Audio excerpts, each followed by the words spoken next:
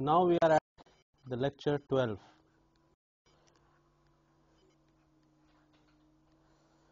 What we had discussed till now was how to do the element calculations in the master element. So we had transformed our equations from the physical domain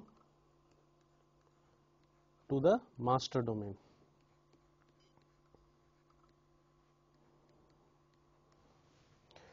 And in the master domain, we had said that we will be defining the shape functions for the element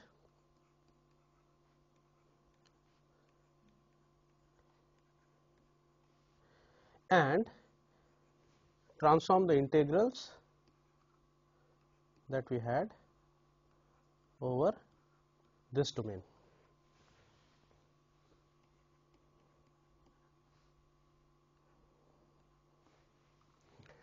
Okay, the question was now how to convert these integrals into a computer implementable form, because for us to do the integration of polynomials and other functions by hand is easy, but how will the computer do it? So computer generally, what does it do? It integrates some quantity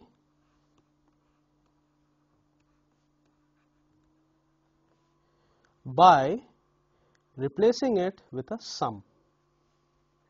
So sum over some points 1 to n bar, let's say. So sum of the function psi, the f at the point psi I into so called weights wi. These points psi I are called integration points.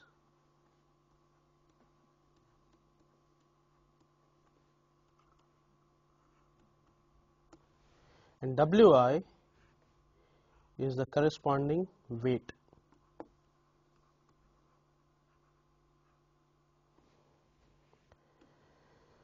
So now the question is that fine, how do we choose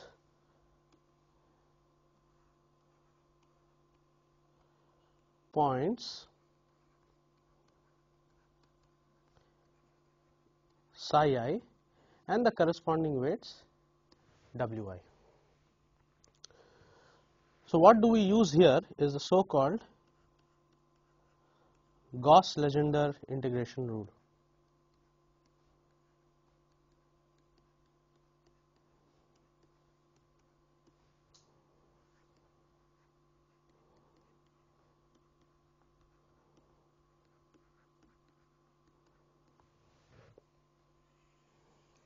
What is the basic idea?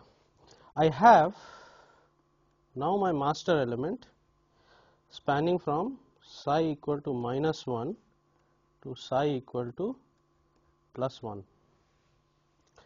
The center of it is the point psi equal to 0. So what I am going to do is I am going to choose points which are symmetrically placed on either side of 0. So I can choose this point and the corresponding point here. Okay. These are going to be our choices of integration points, such that if I call this point as psi 1, this point as psi 2, this is psi 3, psi 4, then psi 1 is equal to minus psi 4, psi 2 is equal to minus psi 3.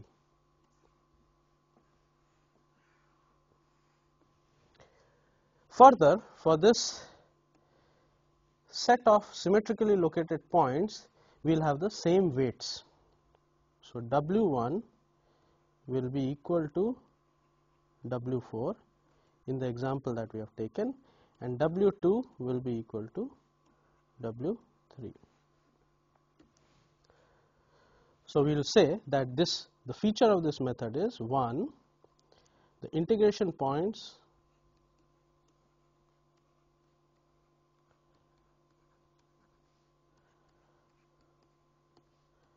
are symmetrically located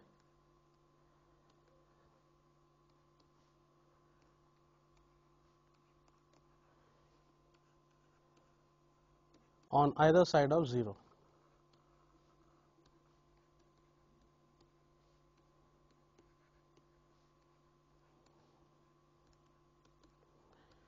And the weights for a pair of such symmetric points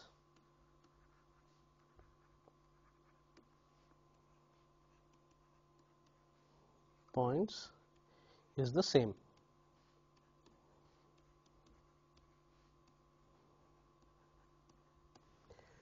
Now, how do you design the location and the weights of the points? So, the basic idea again is that we would like our choice of these points and weights to be such that for a polynomial of a particular order, the integral comes out to be exact. So, if my integrand here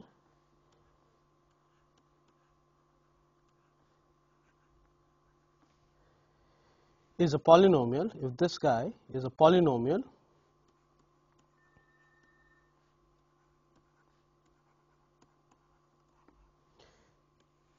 then for a particular order of the polynomial, this integral should be exact, that is, the sum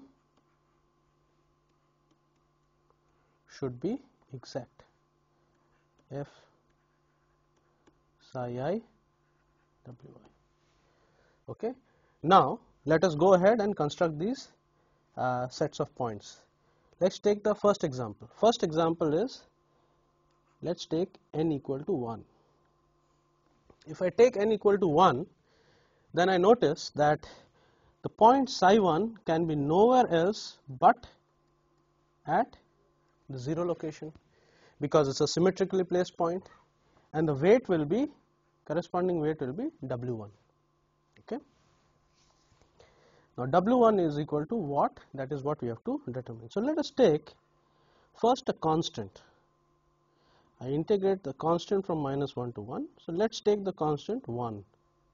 This integral will be equal to 2.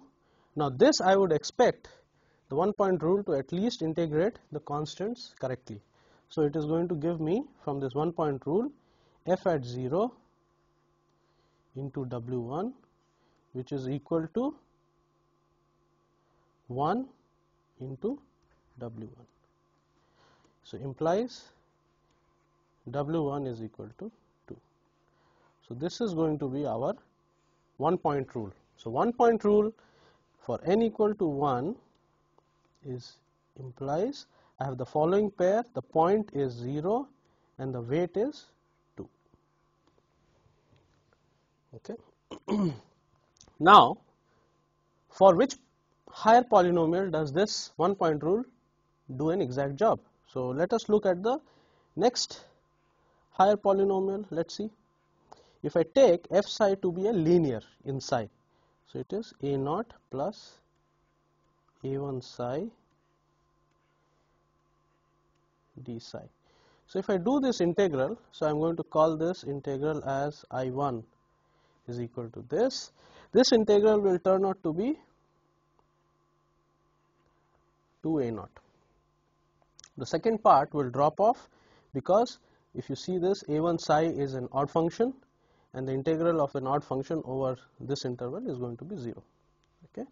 Now, this, my question is it equal to what I get out of the 1 point rule? So, out of the 1 point rule, f at the point psi equal to 0 is a naught into the weight at the point psi equal to 1, which is 2. So, this integral is exact. So, the 1 point rule not only integrates the constants exactly, it also integrates the linears exactly. Let us become a little bit more greedy and ask whether this integral can also be obtained exactly using the 1 point rule.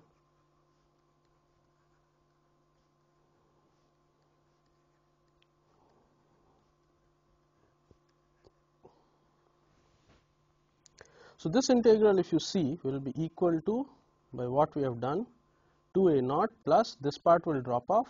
This part is now again an even part, so it will give me a value which is equal to 2 by 3 a2. Okay.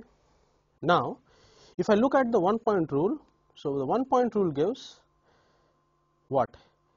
1 point rule will give me this integral equal to f at 0 into w1, which is equal to a0 into 2, which is not equal to I2.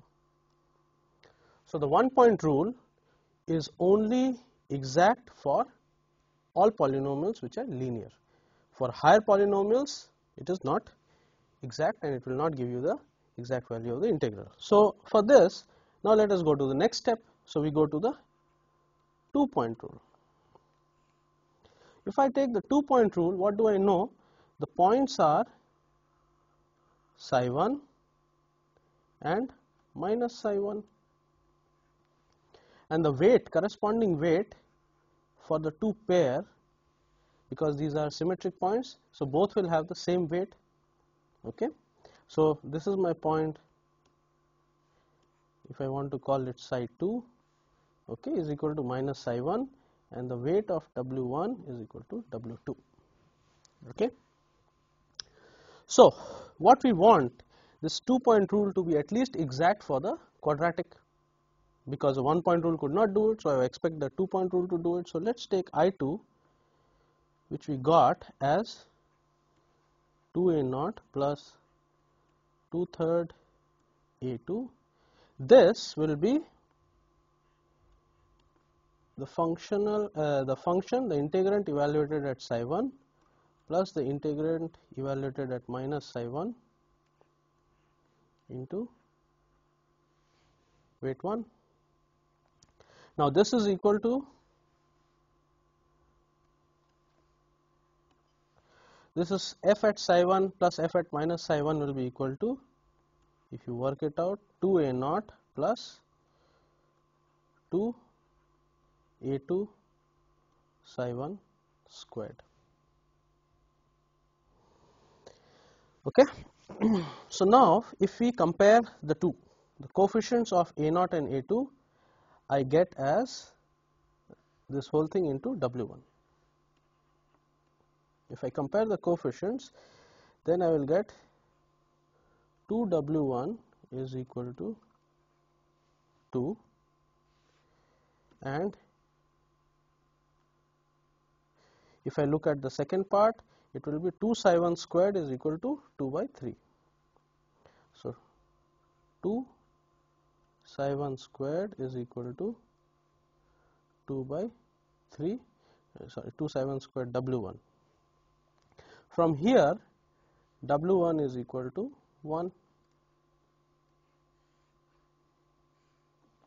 and from here, by substituting everything, I get psi 1 is equal to plus minus root of 1 by 3.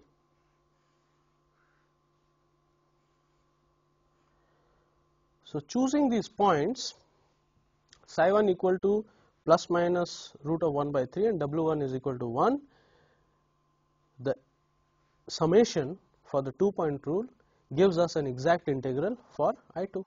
So, our 2 point rule n equal to 2 will be equivalent to saying I have the point psi 1 equal to minus 1 by root 3 and the weight W1 is equal to 1 and the point psi 2 is equal to 1 by root 3 and the weight W2 is equal to 1. Okay. Now, let us see whether this 2 point rule can give us an exact integral for a cubic polynomial. So, what will the cubic be?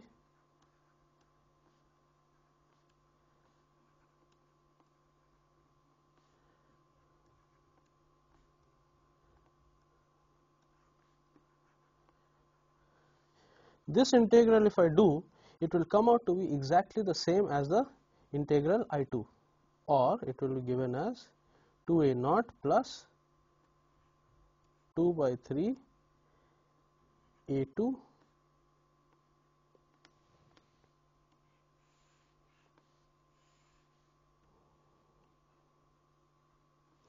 and we will see by taking the 2-point rule I will get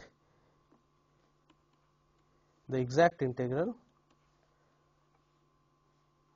for n equal to 2. Okay. Now let us get greedier. Let us ask if it will do the same job for I4, which is the integral of a fourth order polynomial. So it is a naught plus a1 psi plus a2 psi squared plus a3 psi cubed plus a4 psi to the power 4 d psi. So if I do this integral, it will turn out to be 2a naught plus 2 by 3 a2 plus 2 by 5 a4.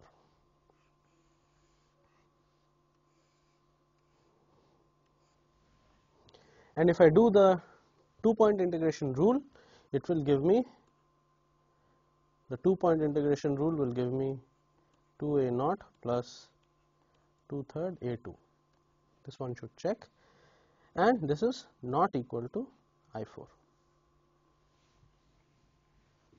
Okay. So the 2-point integration rule can give us an exact integral for all polynomials up to a cubic. Okay. But for a fourth order it does not do the job. So then we naturally go to the 3-point rule.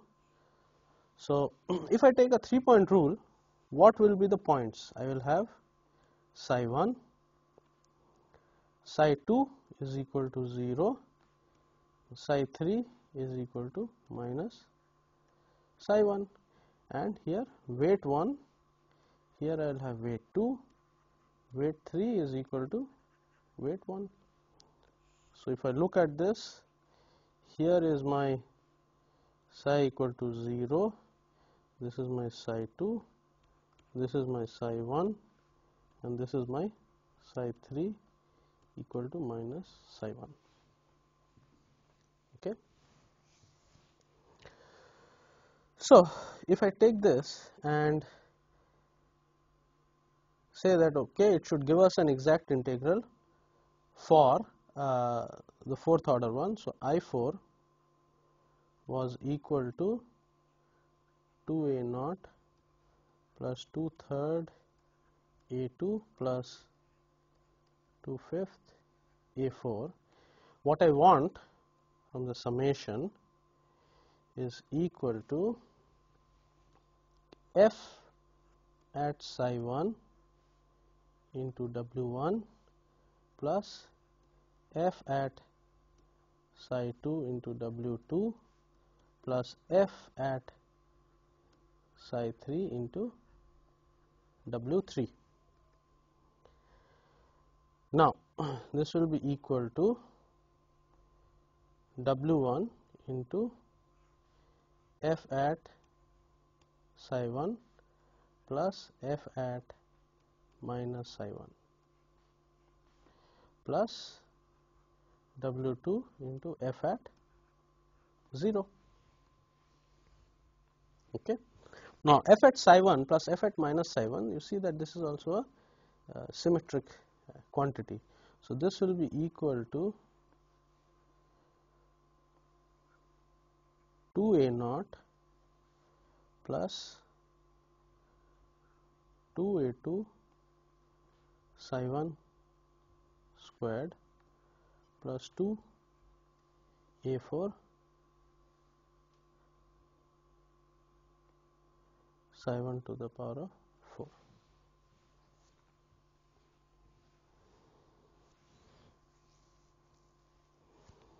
Okay.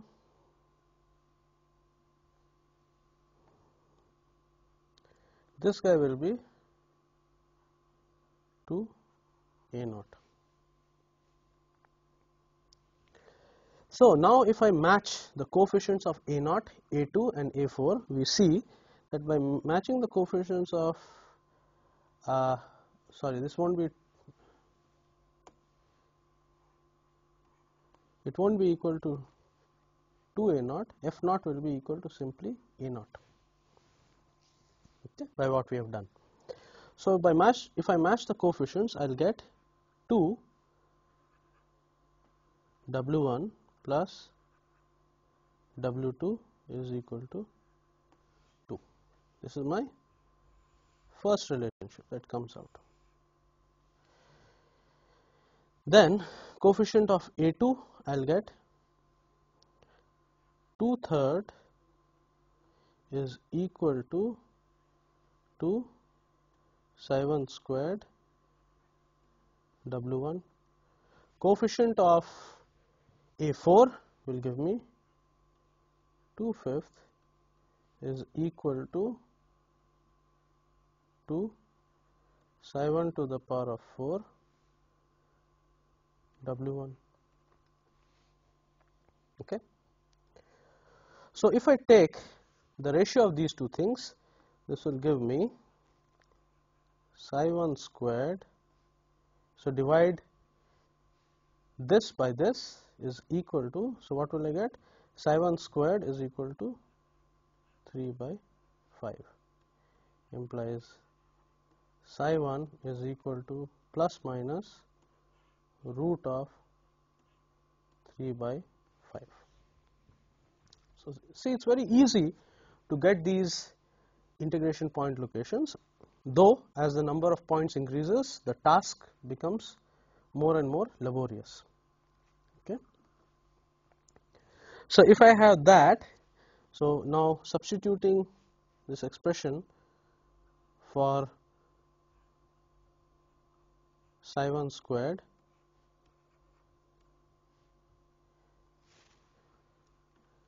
from our previous equation, you will get that 2 into psi1 squared W1 is equal to 2 by 3.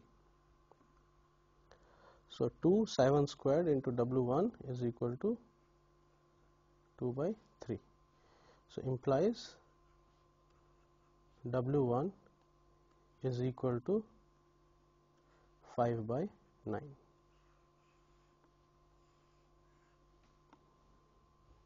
Implies by our first equation, since 2W1 plus W2 is equal to 2, implies W2 is equal to 8 by 9.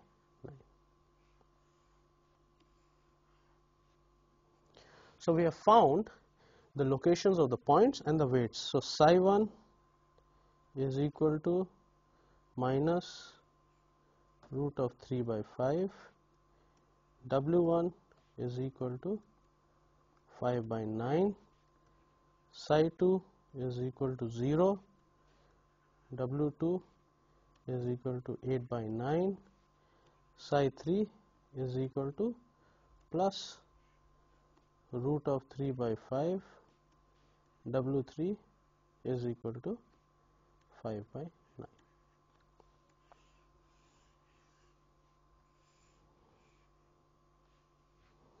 This is 3-point integration rule.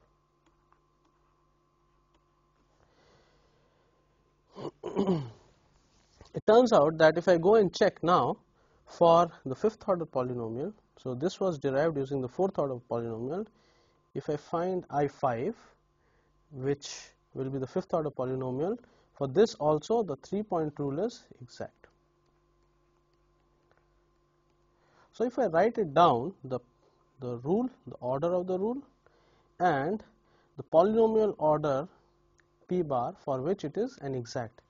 So the 1-point rule was exact for the linear. The 2-point rule was exact for all polynomials which were at most cubic. The 3-point rule is exact for all polynomials which are at most fifth order. This way we can continue. So, can we come up with a generic rule? So, a generic rule, yes, we can come up. You see that if I have n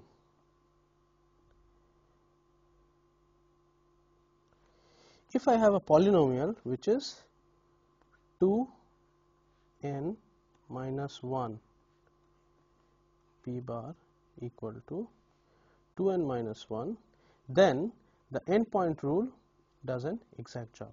So, if p bar is less than equal to 2n minus 1, then endpoint rule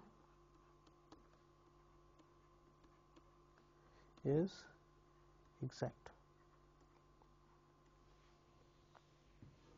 Okay. So, if out of this, how do I choose the appropriate integration rule? So, it is very easy now that you say that if I have a polynomial of order p, then n should be greater than equal to p of p bar, order p bar, p plus 1 by 2. So, if I use an integration rule with number of points greater than equal to p bar plus 1 by 2, then I know this integration rule is going to give us an exact integral for that particular polynomial. Okay. Now, let us say that if p bar is odd, then n turns out to be p bar plus 1 by 2. So, n is equal to p bar plus 1 by 2 will do the job. So, I am going to fix my polynomial the integration rule to n equal to p bar plus 1 by 2. If p bar is even, that is the order of the integrand is an even, then I would choose n equal to p bar plus 2 by 2. So, that is go to the next higher polynomial integer point. Okay. So, with this choice of this integration points, I can expect that whatever integrals I have to do, if they are polynomials, I will get an exact value of the integral, and this is very important from our numerical computation point of view. Question is, can we construct these integration points easily through some other means? It turns out that yes, these points psi I are the roots of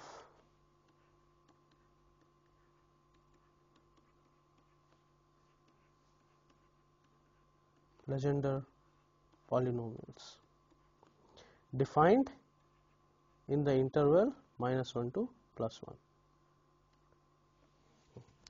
So, here we have an example of the Legendre polynomials that can be used to obtain the locations of the integration points. For example, if you look at this first polynomial, okay, it has its root nowhere, okay, in this interval from minus 1 to 1. Second one has a root at the point x equal to 0, which for us is the point psi equal to 0. Okay. So, this is nothing but the point for the one point rule. If you look at the third one, the second polynomial, which is a quadratic polynomial, you see that the roots of this appear at x equal to plus minus 1 by root 3. Okay. So, these are nothing but again our the points, the coordinates of the integration points for the 2-point rule. You look at the third one, here it can be written as half into x into 5x squared minus 3. So, the roots are x equal to 0 and x equal to plus minus root of 3 by 5. So, this is exactly what we had derived using the long approach. Okay. So once I have these points, then I can go back to what we had done there and obtain the weights for the polynomials for the integration rule. So I can go on with these Legendre polynomials and I can get the integration rules, the location of the points corresponding to the integration rule of choice, and it is given here in the form of a nice table. You see that if I have the 1 point rule, there was nothing big that had to be done. The location is psi equal to 0 and the weight is 2. If I have the 2 point rule, here I have 2 points with plus minus xi as my coordinates. So this is the symmetric points and the weights are this. And you see that here effort has been made, this has been borrowed from a book, to obtain the points with sufficient precision. So if you see 1, 2, 3, 4, 5, so up to 15 decimal places this has been obtained, and that is very important from a computational point of view, because we would like to do our computations in double precision, and if we want to do our computations in double precision, we should ensure that these points, Gauss points or the integration points that we have and the corresponding weights are also obtained in double precision. So very nicely all these points are given here. You see for the 3 point rule we have these things and so on. Okay, so here in this table I think the points have been given up to n equal to 10, up to the 10 point rule. So 1, 2, 3, 4, 5. Okay, yes. So up to the 10 point rule, and in whatever we will do in this course and in most practical applications, you do not need more than a 10 point rule. So now the question is, so given this 10 point rule, now you should be able to write a program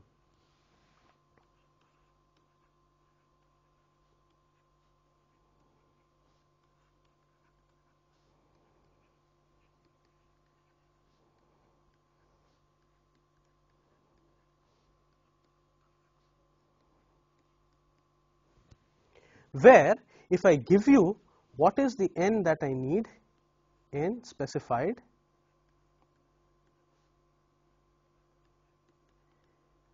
then you should return back to me the corresponding points psi I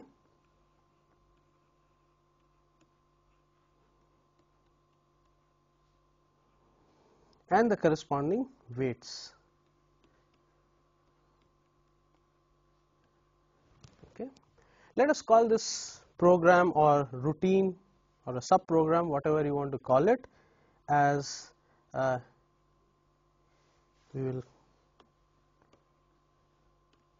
as routine or program, I will say program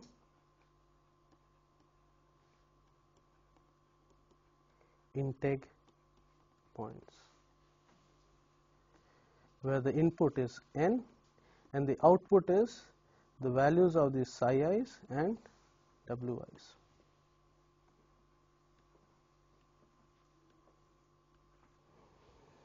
Okay. So once we have this program where if I input the n, I should be able to output what are the coordinates of these integration points and the corresponding weights, then given this output I should be able to use this in the program. Now remember, we are going to use this in our finite element computations, more importantly in the element stiffness matrix and in the element load vector calculations. So we have to first specify what is n.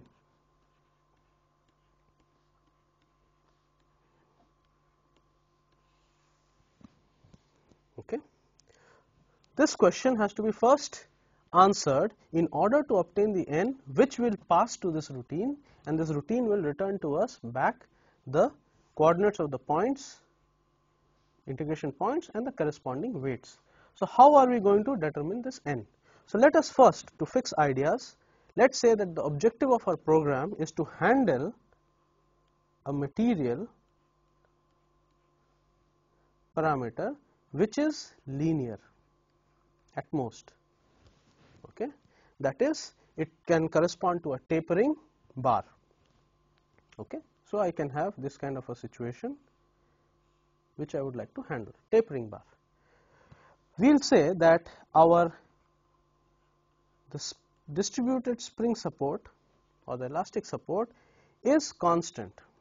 We do not want this to be anything more than a constant. And when we say constant and linear, we mean that to be piecewise. That is, I could have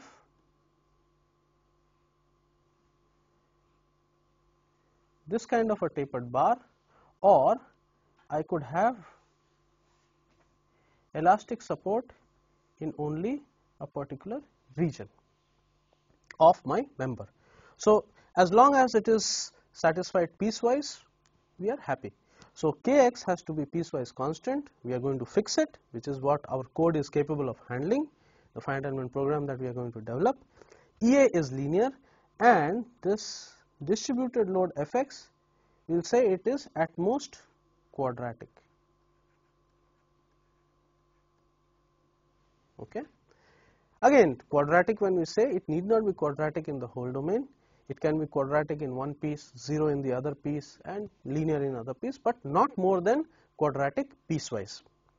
So, if we have these things, then what is it that we have to do at the element level? So, if you remember, in the stiffness calculation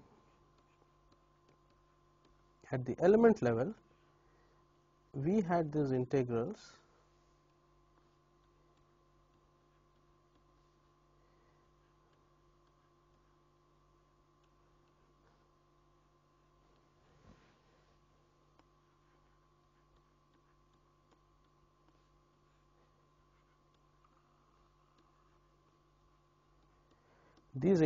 we had this thing into, we had 2 by h of the element d psi plus integral psi equal to -1 to 1 we had.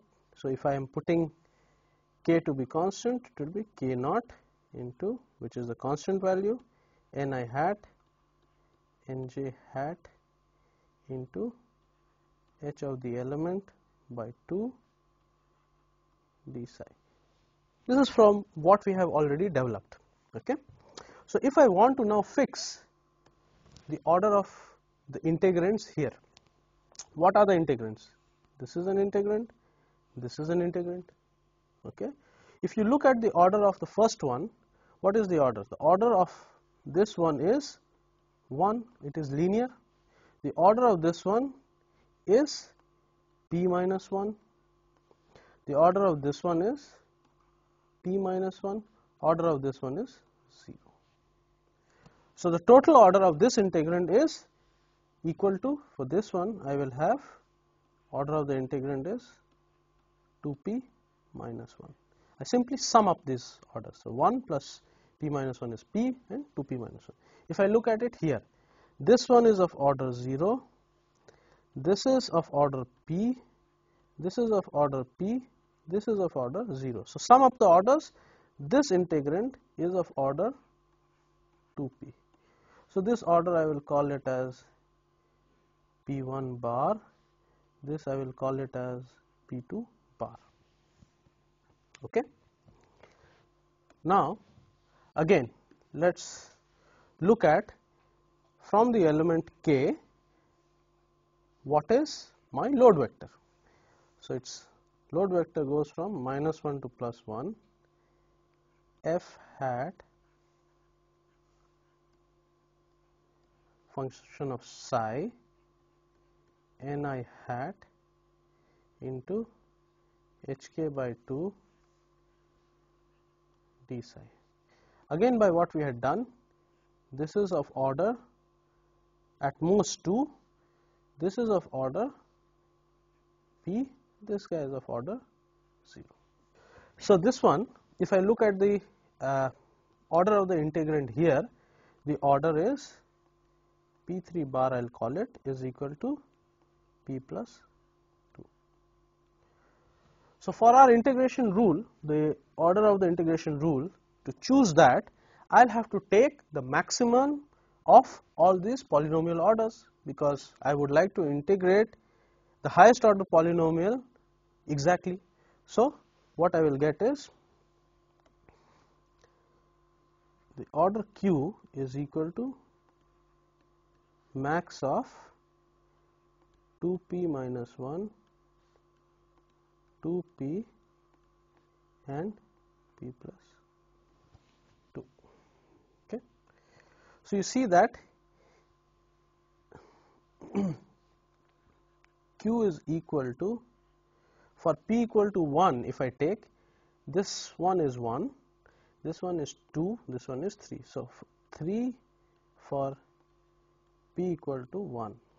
If I take p equal to 2, then this one is 3, this one is 4, this one is also 4. If I take p equal to 3, then this one is certainly less than this one, the second one is 6 and this one is 5. So,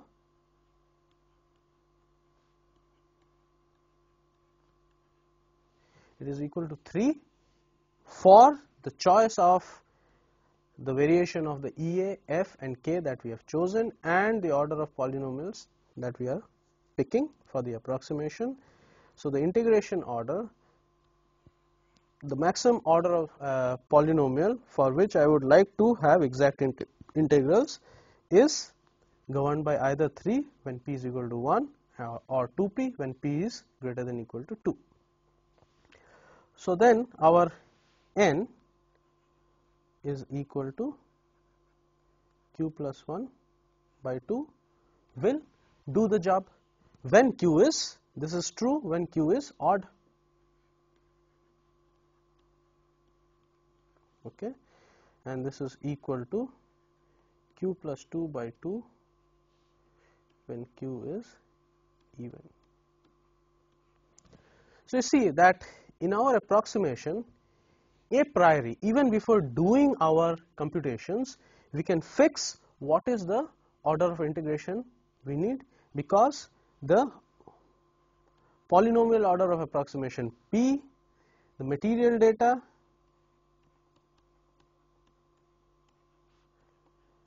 that is EA and K, and the load data are available to us a priori as input data. So, using those data I should be able to determine n. So, the next task is, if I know n, I know how to construct the integration points and the weights given the n. Okay. So, I pass this n to my routine intake points and it will output to me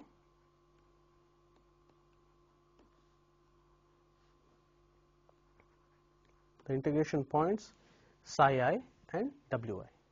Okay. So, once I have outputted these integration points, in order to do smart computations, remember that finally all this will be done by a computer, and the computer should not be subjected to repeated tasks over and over again. So, it is a good idea when I am using sufficiently large number of elements in the mesh, that then to construct the shape functions at the integration points.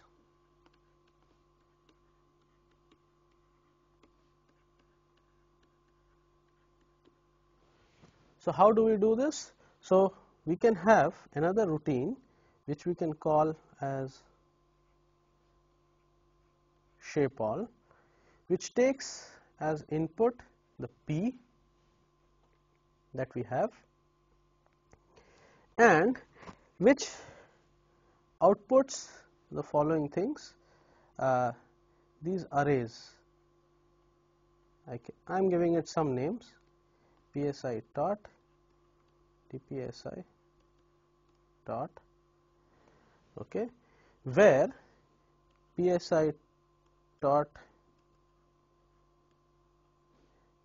can be a vector of size, can be an array of size the number of integration points into P plus 1,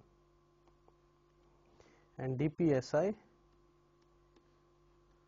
dot is also of size n and P plus 1.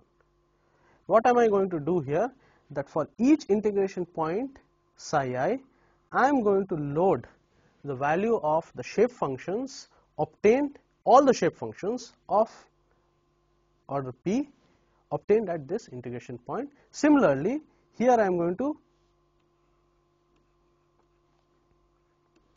load at each integration point the values of the derivatives of the shape functions with respect to psi at this integration point. Okay. So, how do I do it? So, for you start loop over the integration points. Okay. For each integration point, you have already obtained or programmed the routine which will give you the shape functions at a given point. So, here I will put psi equal to psi I, which is the integration point, call shape function routine,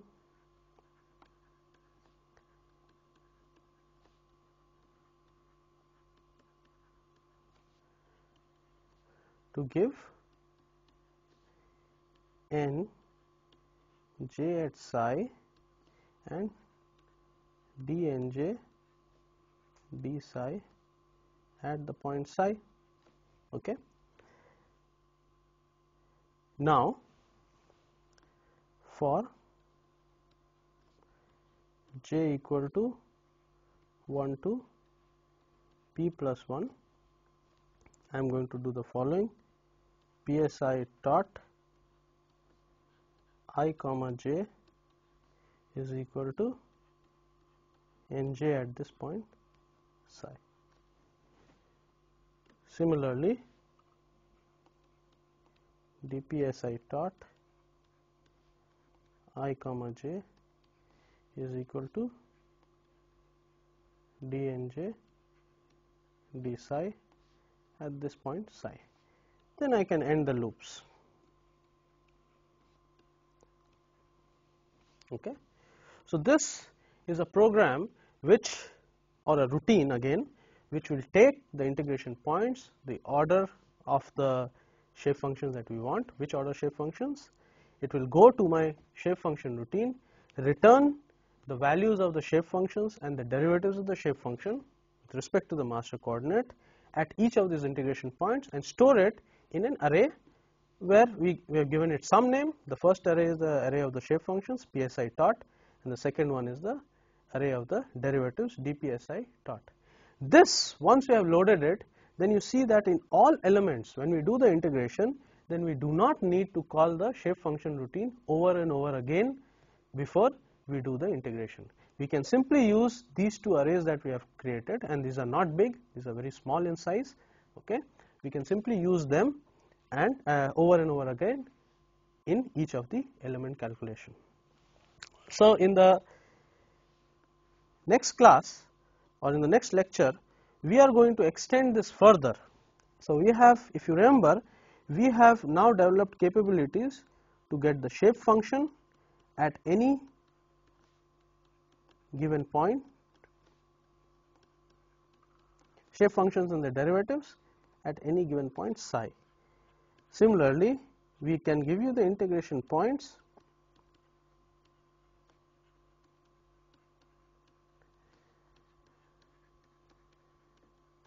given the order of the rule n. And now thirdly, given the order p, we can get all values of shape functions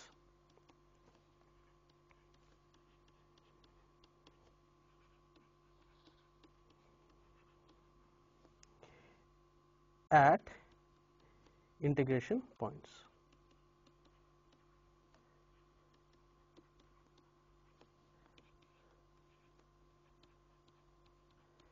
So, now we are going to use this information in the next lecture to obtain the suitable routine which can do the element stiffness matrix and the load vector calculations. So, once we have that routine, then we would have done a significant bulk of our 1D computational program, the finite element program that we want to write in one dimension. So, this we will start off with the next lecture. Thank you.